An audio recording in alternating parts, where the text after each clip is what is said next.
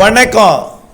செல்வகுமாரின் 2024 டிசம்பர் 13 வெள்ளிக்கிழமை அதிகாலை நிலவர அடுத்த நிகழ்வு குறித்த ஆய்வறிக்கை. அதிகாரப்பூர்வ வானிலை அறிக்கைக்கு இந்திய வானிலை ஆராய்ச்சித்துறை அறிக்கையை பார்க்கவும். அடுத்ததாக டிசம்பர் 16 21 வரை மழை பொழிவை கொடுப்பதற்கு வருகை தரும் என்று அடுத்தடுத்த நிகழ்வாக 4 முடிவடைந்து நகர்ந்து கொண்டிருக்கிற நிலையில் 4 இரண்டாவது நிகழ்வு ஆய்வறிக்கை. அதிகாரப்பூர்வ வானிலை அறிக்கைக்கு இந்திய வானிலை ஆராய்ச்சித்துறை அறிக்கையை பார்க்கவும். அந்த நிகழ்வானது இரண்டாவது நிகழ்வானது தற்பொழுது மலேசியாவை கடந்து கொண்டிருக்கிறது. அந்தமான் கடற்பகுதியில் பாதியும், தாய்லாந்து வளைகுடாவில் பாதியும், மலேசியாவில் பாதியுமாக தற்பொழுது நிகழ்வு நகர்ந்து கொண்டிருக்கிறது. இந்த நிகழ்வு முழுமையாக அந்தமான் கடற்பகுதிக்கு இன்றைக்கு வந்தடையும் என்று எதிர்பார்க்கப்படுகிறது. தெற்கு அந்தமான் பகுதிக்கு வரக்கூடிய இந்த நிகழ்வு நாளை அது காற்றழுத்த தாழ்வு பகுதியாக உருவாகும் என்று எதிர்பார்க்கப்படுகிறது. மீண்டும் சற்று செயலிழந்த வடிவில் இருக்கிறது. அது நன்கமைந்த காற்றழுத்த தாழ்வு பகுதியாகவும் காற்றழுத்த தாழ்வு மண்டலமாகவும் தீவிரமடையும் என்று எதிர்பார்க்கப்படுகிறது. இது சுமார் 600 கிலோமீட்டர் தொலைவில் இருக்கும் பொழுதே தமிழ்நாட்டிற்கு மழை பிடிப்பை கொடுக்க தொடங்கிடும். அதாவது கண்டிப்பாக 500வது கிலோமீட்டர் வரும் பொழுது தமிழ்நாட்டிற்கு டெல்டா மாவட்டங்களுக்கு குறிப்பாக கனமழை பிடிப்பை கொடுக்க தொடங்கிடும். 500 கிலோமீட்டர் இருக்கும் பொழுதே மழை பிடிப்பை தொடக்கி மெல்ல நகர்ந்து வந்து வரக்கூடிய 18, 19 தேதிகளில் தான் இது தமிழ்நாட்டின் கரையை கடக்கும் என்று எதிர்பார்க்கப்படுகிறது.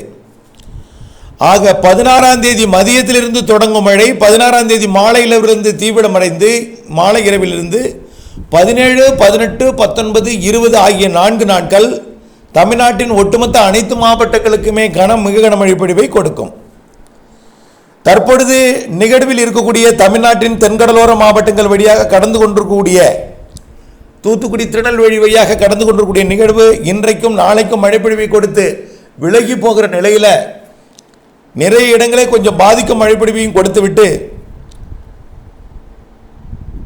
பல்வேறு மாவட்டங்களுக்கு ஏரி குளங்களை நிரப்பிவிட்டோம். ஒரு சில மாவட்டங்களுக்கு முழுமையாக திருப்தி கொடுக்காமல் போகியிருந்தாலும் தயவு செய்து கவலை வேண்டாம். உங்களுக்காக அறிக்கை தான் இது. மொத்தம் டிசம்பர் 31க்குள்ள 4 நிகழ்வு சொல்லியிருக்கோம். 2 நிகழ்வு வலிமையானது, நீரை கொடுப்பது, அதாவது தண்ணீரை கொடுப்பது. அடுத்த கடைசி நிகழ்வு தண்ணீரை கொடுப்பது தான். அது தொடர்ந்து ஆய்வில் இருக்கிறது. அது கரை கடக்கும் இடமும் தீவிரமும் ஆய்வில் இருக்கிறது. இடையில் ஒரு நிகழ்வு தென் மாவட்ட மன்னார் வளைகுடா.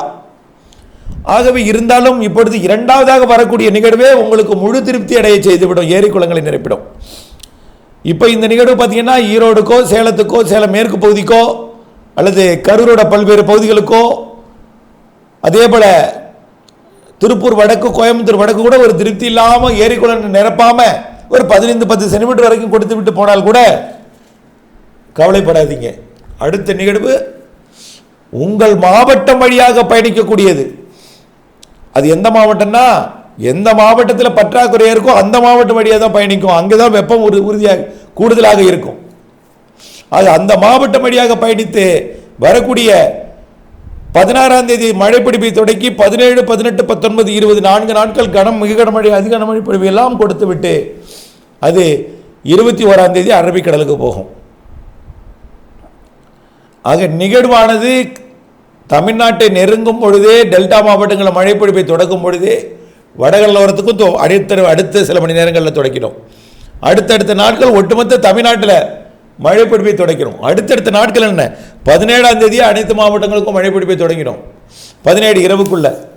அப்புறம் 18, 19 அது கரை கடக்கக்கூடிய நாள் அனைத்து மாவட்டங்களுக்கும் மழை பொழிப்பை கொடுத்து கொண்டே 20ஆம் தேதி மேற்கு மாவட்டங்களுக்கும் 21ஆம் தேதி அரபிக்கடலுக்கும் போகும். இப்போ இதில் வெள்ளம் பாதித்த மாவட்ட மக்களுக்கு இதை கேட்கும் பொழுது கொஞ்சம் கஷ்டமாக தான் இருக்கும். எனக்கு 3 விதமான மக்கள் இருக்கிறாங்க. இப்போ ஒரு பகுதியில் வெள்ளம் அதிகம் பாதித்து நேற்றைக்கு மீண்டும் ஒரு வெள்ள பாதிப்பை ஏற்படுத்தக்கூடிய அளவில் திருவண்ணாமலைக்கெல்லாம் நிறைய மழை பொழிவை கொடுத்து விட்டு மிகவும் ஒரு பதட்ட நிலையில் திருவண்ணாமலை மாவட்ட மக்கள் இருக்கும் அளவிற்கு கொண்டு போய் வைத்திருக்கிறது. அதுவும் குறிப்பாக தென்பண்ணை ஆற்று கரையோர மக்களை ரொம்ப பதட்டத்தில் வைத்துட்டே இருக்கு. வேதனை தான். அதற்காக நானும் வருத்தம் தெரிவிக்கிறேன். உங்களுடன் இணைந்து நானும் அதில் பகிர்ந்து கொள்கிறேன் உங்களுடைய கஷ்டத்தை.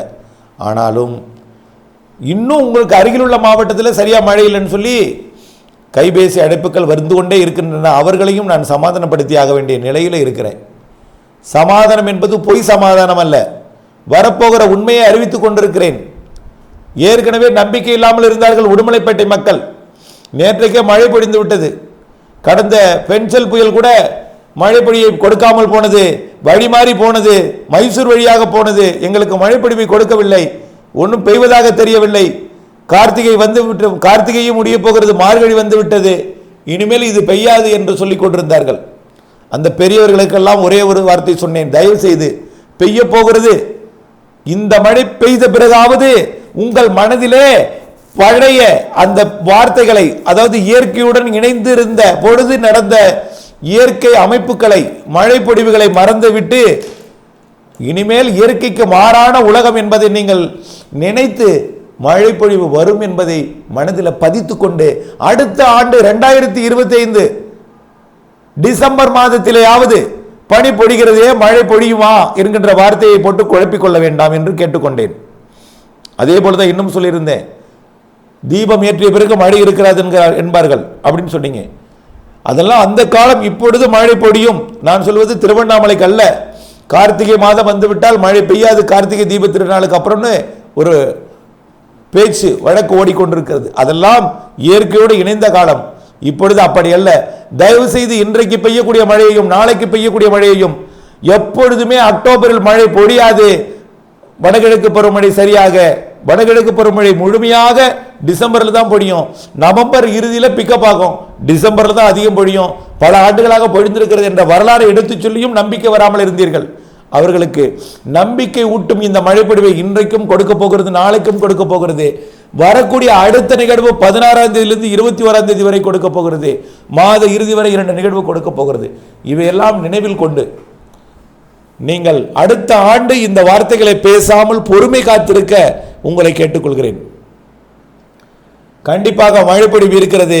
அது திருவண்ணாமலை உள்ளிட்ட வெள்ளம் பாதித்த பகுதிகளுக்கு வர அடுத்த நிகழ்வு ஒரு அச்சுறுத்தும் மழையாகத்தான் இருக்கும், பாதிக்காது என்பதை நினைவில் கொண்டு, கண்டிப்பாக மழை இருக்கும், கனமழை இருக்கும், ஆனால் அச்சுறுத்தலை கொடுக்கும் என்பதை நினைவில் கொண்டு, ஆனால் டெல்டா மாவட்டங்கள், உள் மாவட்டங்கள், மேற்கு தொடர்ச்சி மலை மாவட்டங்கள், தென் மாவட்டங்களுக்கு, ஏரிகளை நிரப்பாத மாவட்டங்களுக்கு அடுத்த நிகழ்வு நிறைய மழைப்பொழிவை தரும் என்பதை நினைவில் கொண்டு, வானிலை ஆய்வறிக்கையுடன் இணைந்திருந்து திட்டமிட்ட பணி செய்து லாபமடைய அன்போடு கேட்டுக்கொள்கிறேன்.